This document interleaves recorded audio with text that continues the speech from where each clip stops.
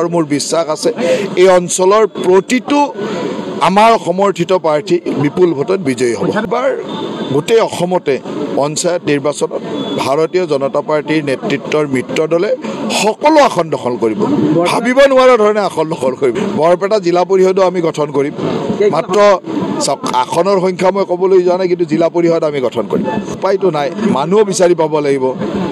কংগ্ৰেছ দলেতো মানুহো বিচাৰি পাব লাগিব, কাৰোবাৰ ঘৈণীয়েক বুলি ধৰি আনি চাগে দিছে আৰু সেইকাৰণে গিৰিয়েকৰ ফটোটোৱে লগাইছে। এনেকুৱাই হ'ব এতিয়া ৰকিবুল হুছেইনৰ নেতৃত্বত যিটো দল চলিব তাতে এনেকুৱাই হ'ব।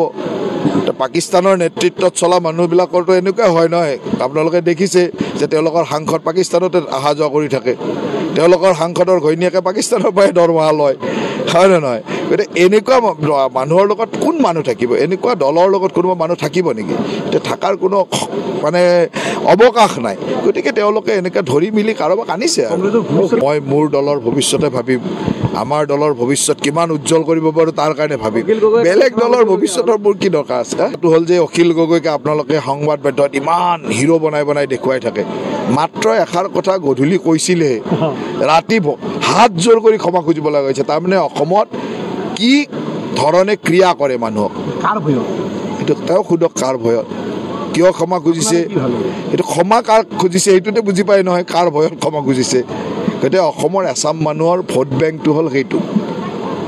ভোট বেংকে নহয়, তেওঁলোকৰ নেতাসকল, তেওঁলোকৰ যিবিলাক এনেকুৱা শীৰ্ষ নেতা আছে, তেওঁলোকে এনেকুৱা ধমকি মাৰি তেওঁলোকক চলায় যে লাজ লাগে, দুখ লাগে যে আমাৰ অসমীয়া মানুহ তেনেকৈ কাৰোবাৰ ভৰিত পৰি থাকিব লগা হৈছে। হ'ল কি ইলেকশ্যন হাৰাৰ পিছত কি ক'ব সেইখন স্ক্ৰিপ্ট বনাই থাকে।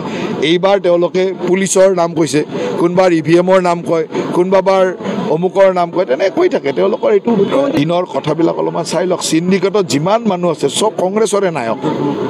কংগ্ৰেছৰ নায়কবিলাকে অসমত চিণ্ডিকেট শব্দটোৰ জন্ম দিছে আৰু চিণ্ডিকেটবিলাক চলাইছিল।